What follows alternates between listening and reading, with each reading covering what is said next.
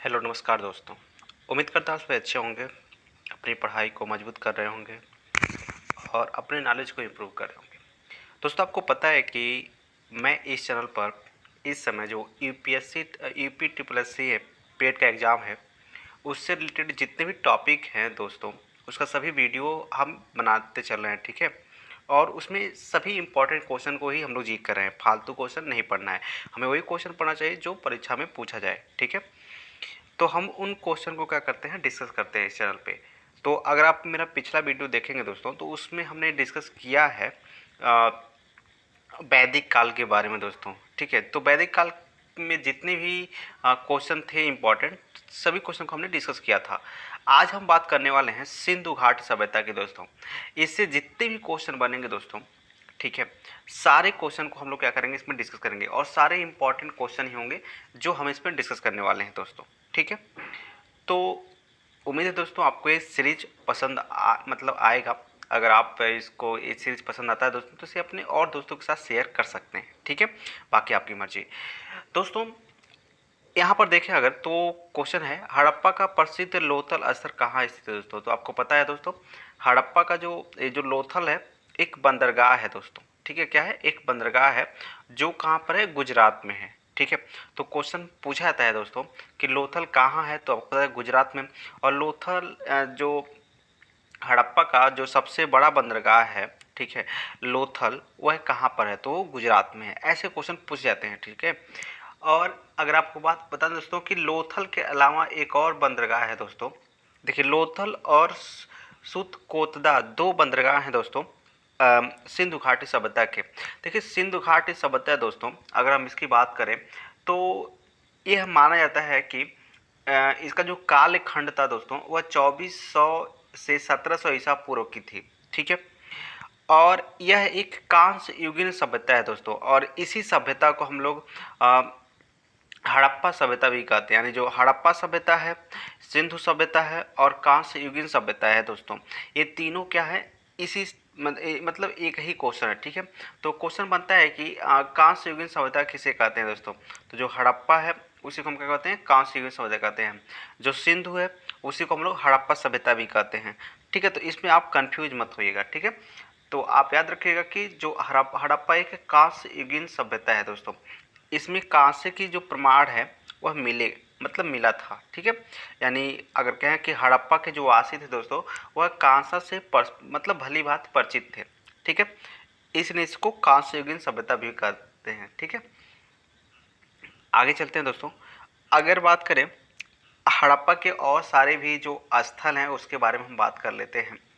जैसे अगर आप देखिए दोस्तों, हड़प्पा कहाँ हो गया, मतलब जो आपका लोथल है वो कहाँ हो गया, गुजरात में हो गया, ठीक है।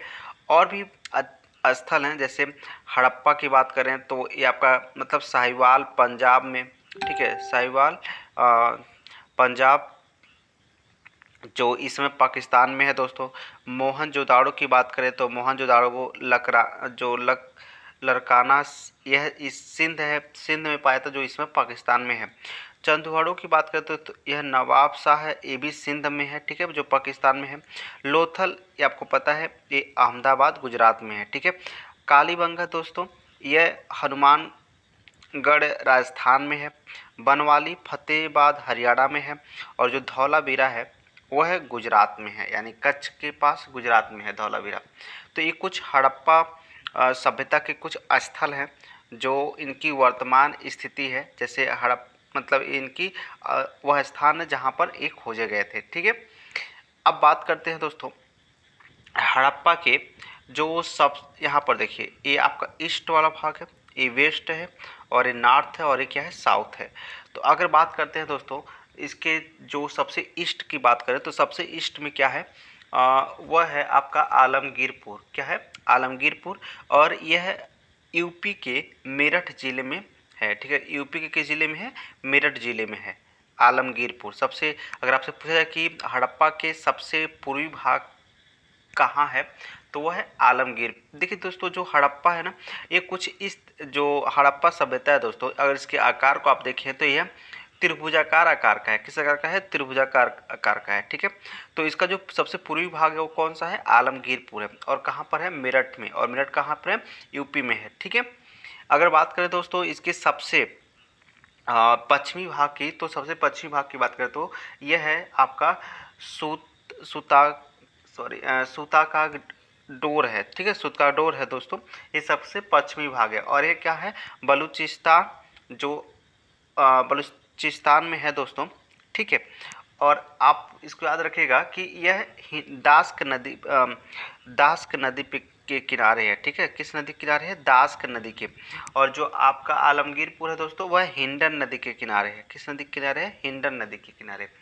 और जो इसका सबसे जो आपका नॉर्थ वाला पार्ट है दोस्तों, नॉर्थ वाला, ये आपका है मांदा। कौन सा है? मांदा।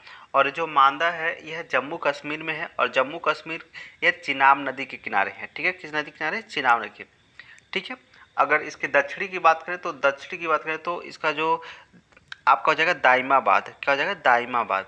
तो ये दक्षिण से याद रखेंगे दाइमाबाद, ये सिंपल सा है दोस्तों। और ये कहाँ पर है? महाराष्ट्र में है। कहाँ पर है? महाराष्ट्र में। ठीक है, तो उम्मीद है दोस्तों आपको इस मतलब क्वेश्चन समझ में आए होंगे, और इसके जितने भी सारे डिटेल्स हैं दोस्तों वो आपको समझ में आए होंगे। ठीक है, तो आगे चलते हैं दोस्तों, अगला क्वेश्चन अपना देखते हैं।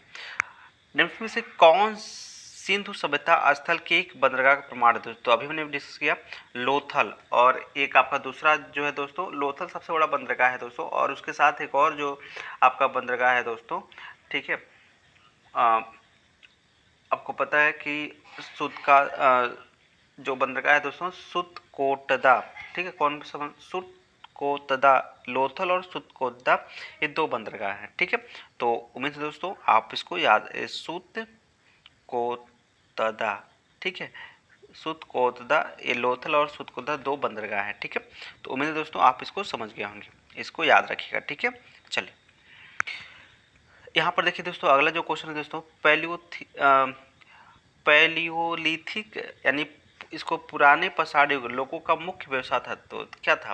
तो दोस्तों जो पूरा पसार काल की बात करें तो उस समय लोगों का जो मुख्य व्यवसाय था वह क्या था? शिकार था। ठीक है, शिकार करते थे और उसी से अपना जीवन यापन करते थे। ठीक है दोस्तों, अगर बात करें दोस्तों इसको अगर देखें तो जो हड़प्पा सभ्यता यानी जो सिंधु घाटी सभ्यता है दोस्तों, इसका जो सबसे जो बड़ा स्थल पाया गया है, ठीक है, वह कौन सा है?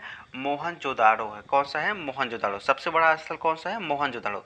आपसे पूछेगा कि हड़प्पा सभ्यता का सबसे बड़ा स्थल कौन सा है, तो आप क्या आंसर देंगे? मोहनजोदाड़ो देंगे। ठीक है, अच्छा, लेकिन अगर पूछे कि भारत में सबसे बड़ा स्थल कौन है, तो यह राखीगढ़ी है, जो हरियाणा में है और घग्गर नदी के किनारे है। तो याद रखिएगा, अगर सबसे बड़ा स्थल पूछे तो मोहनजोदाड़ो, और अगर हरियाणा की बात करें तो हरियाणा में सबसे बड़ा स्थल तो सॉरी भारत में सबसे बड़ा स्थल तो वह है राखीगढ़ी, जो हरियाणा में है और किस नदी के किनारे? घग्गर नदी के किनारे है। ठीक है, तो इसको भी याद रखिएगा। अच्छा, एक चीज़ और, इस सिंधु घाटी सभ्यता की जो सबसे बड़ी इमारत की अगर बात करें तो जो सबसे बड़ी इमारत है दोस्तों वो है स्नानागार है। कौन सा है? स्नानागार। यानी सिंधु घाटी सभ्यता की अगर पूछे कि सिंधु घाटी की सभ्यता की सबसे बड़ी इमारत क्या है, तो क्या बोलेंगे आप? स्नानागार है। ठीक है, और बिना दुर्ग वाला जो स्थान है दोस्तों, सिंधु घाट सभ्यता में बिना दुर्ग वाला स्थान कौन सा है? तो वह है चंदुहड़ो। ठीक है, कौन सा है? चंदुहड़ो जो है बिना दुर्ग वाला स्थान है। ठीक है, चलिए आगे चलते हैं। सिंधु घाट सभ्यता के बारे में से कौन सा कथन सत्य नहीं है? तो क्वेश्चन गलत मत पड़ेगा, यहाँ पूछा गया कौन सा कथन सत्य नहीं है, जो मैंने इसको गलत पढ़ दिया था। तो सिंधु घाट सभ्यता में दोस्तों पशु का मांस प्रधान भोजन नहीं था दोस्तों। ठीक है, तो ये जो है, क्योंकि सिंधु घाट सभ्यता में दोस्तों जो गेहूँ और जौ, ठीक है, दोनों के साक्ष्य मिलते हैं। ठीक है, गेहूँ और जौ दोनों के साक्ष्य मिलते हैं, तो हम नहीं कह सकते कि सिंधु घाट सभ्यता के जो सबसे क्या है प्रधान भोजन था वह मांस था, पशु का मांस था। ठीक है, क्योंकि गेहूं और जौ के प्रमाण यहाँ से मिलते हैं। ठीक है, अच्छा, ये आपको बाकी यहाँ देखिए यह शहरी सभ्यता, हाँ देखिए जो क्वेश्चन बनता है कि सिंधु घाट सभ्यता किस प्रकार की सभ्यता थी, तो यह दोस्तों यह एक नगरीय सभ्यता थी, यानी यह एक शहरी सभ्यता थी। ठीक है, और यहाँ पूछा है कि यहाँ पर देखिए घर जो होते हैं ये पक्के ईंटों के बने होते हैं, ठीक है। और यह वर्तमान पाकिस्तान और पश्चिमी भारत में लगभग 2500 ईसा पूर्व में फला फूला है, ठीक है दोस्तों। तो हमने आपसे कहा था कि 2400 से 1700 ईसा पूर्व ये माना जाता है, ठीक है। तो आप इसको याद रखिएगा, ठीक है। चलिए आगे चलते हैं दोस्तों।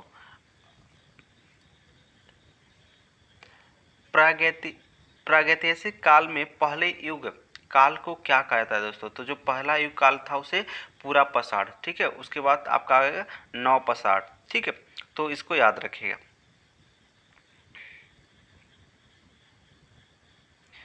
यहाँ पर देखिए हड़प्पा में किस स्थल पर ऊँट की हड्डियों की खोज की गई थी दोस्तों?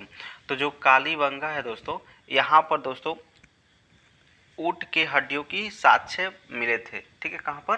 कालीबंगा में। बाकी दोस्तों और भी जो है पूछा जाता है कि हड़प्पा में किस हड़प्पा में जो मोहनजोदाड़ो है वहाँ से किसका साक्ष्य मिला था।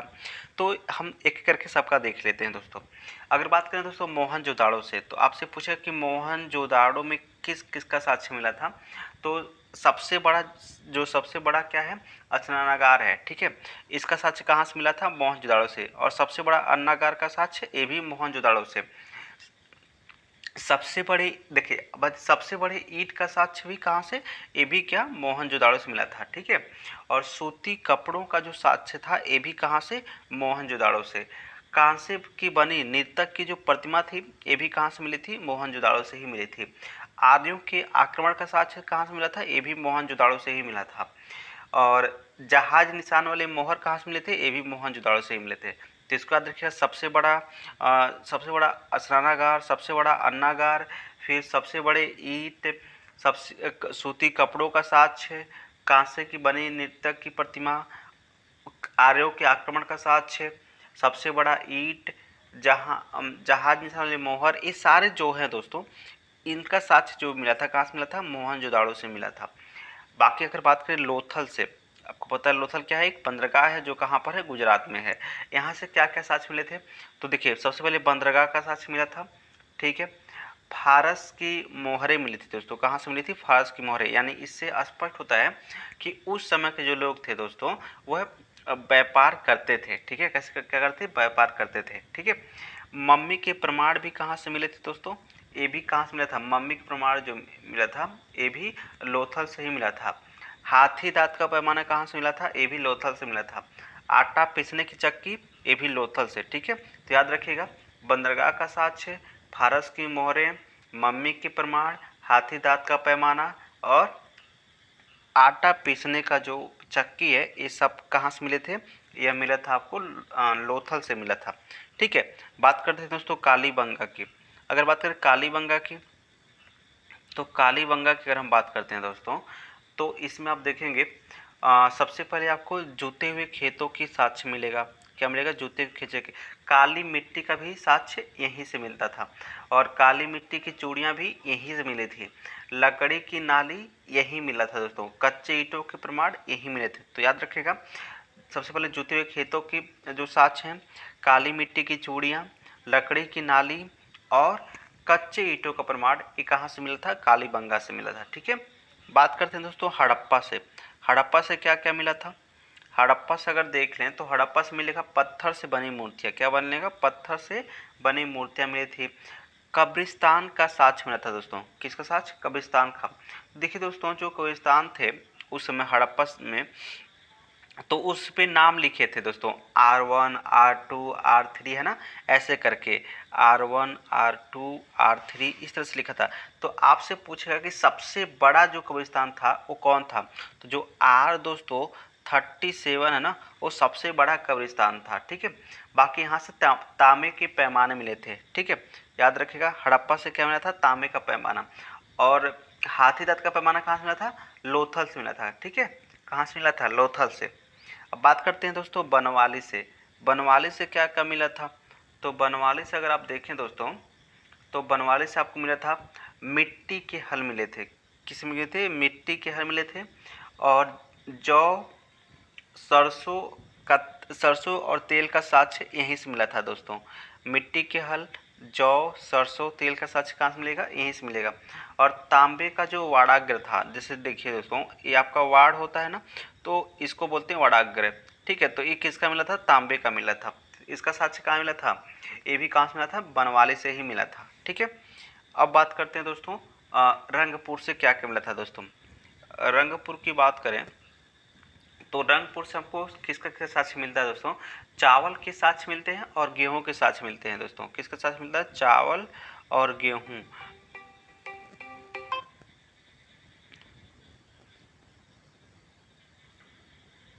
चावल और गेहूं दोनों का साक्ष्य कहाँ से मिलता है? रंगपुर से मिलता है। ठीक है, अब बात करते हैं सुरकोटदा से मतलब किसका साक्ष्य मिला था दोस्तों? तो सुरकोटदा से साक्ष्य मिला था छोटे जो है घोड़े और ऊँट के साक्ष्य मिले थे। किसे? घोड़े और ऊँट के साक्ष्य कहाँ से मिले थे? तो अगर बात करें तो घोड़े और ऊँट के साक्ष्य मिलते थे आपके सुरकोटदा से। ठीक है, सुरकोटदा से। और यहीं पर दोस्तों आपको पता है ना, ऊँट की हड्डी के साक्ष्य कहाँ से मिले थे? सुरकोटदा से मिला था। तो घोड़े का भी साक्ष्य, घोड़े का साक्ष्य और ऊँट का साक्ष्य दोनों कहाँ से मिलेंगे? सुरकोटदा से। ठीक है, आगे चलते हैं दोस्तों। रोपड़, जो रोपड़ है दोस्तों, रोपड़ से किसका साक्ष्य मिला था दोस्तों? रोपड़, इसको याद रखिए, रोपड़ से साक्ष्य मिला था दोस्तों। यहाँ पर नौ पसाड़, ताम्र पसाड़ और सिंधु सभ्यता के साक्ष्य यहीं से मिले थे दोस्तों। नौ पसाड़ का, ताम्र पसाड़ का और सिंधु सभ्यता का खोज, ये साक्ष्य एक कहाँ से मिला था? यह रोपड़ से ही मिला था। ठीक है, तो उम्मीद है दोस्तों आप इस पूरे बात को समझ गए होंगे और ये सारे क्वेश्चन आप बहुत ही इंपॉर्टेंट हैं। जो क्वेश्चन बनता है हम वही डिस्कस कर रहे हैं। ठीक है, तो इसको याद रखिएगा। सॉरी, जो ऊँट की हड्डियाँ कहाँ पाई गई थी? कालीबंगा में पाई गई थी। ठीक है, तो गलती से हमने इसको बोल दिया था यहाँ पर। ठीक है, अब यहाँ पर देखिए दोस्तों, हड़प्पा के किस स्थल पर ऊँट की हड्डियाँ की खोज की गई? तो ये कालीबंगा हो गया आपका। अब देखिए, कालीबंगा जो है सभ्यता स्थल की खोज किसने की थी दोस्तों? तो एक ये थे अमलांदन घोष। ठीक है, अमलांदन घोष। दोस्तों इनके साथ और भी के थे, एक बीबी लाल और बीके थापर। ठीक है, तो ये तीनों मिल करके, अमलांदन घोष, बीबी लाल, बीके थापर, ये तीनों मिल करके मतलब मिल कर क्या कहें तो ये बारी बारी से इन्होंने क्या किया था? कालीबंगा की खोज किया था दोस्तों। ठीक है, तो इन तीनों में से अगर कोई ऑप्शन में आपको मिल जाता है तो आप उसको राइट कर सकते हैं। किसको? उसको अमलांदन घोष, कालीबंगा, सॉरी अमलांदन घोष और बीके थापर और बीबी लाल। इन सब, अगर यहाँ से देखिए क्वेश्चन कैसे कैसे बन सकते हैं दोस्तों। देखिए यहाँ पर सबसे पहले बोले कालीबंगा किस नदी के किनारे पर है? कालीबंगा किस नदी के किनारे है और इसके खोजकर्ता कौन है?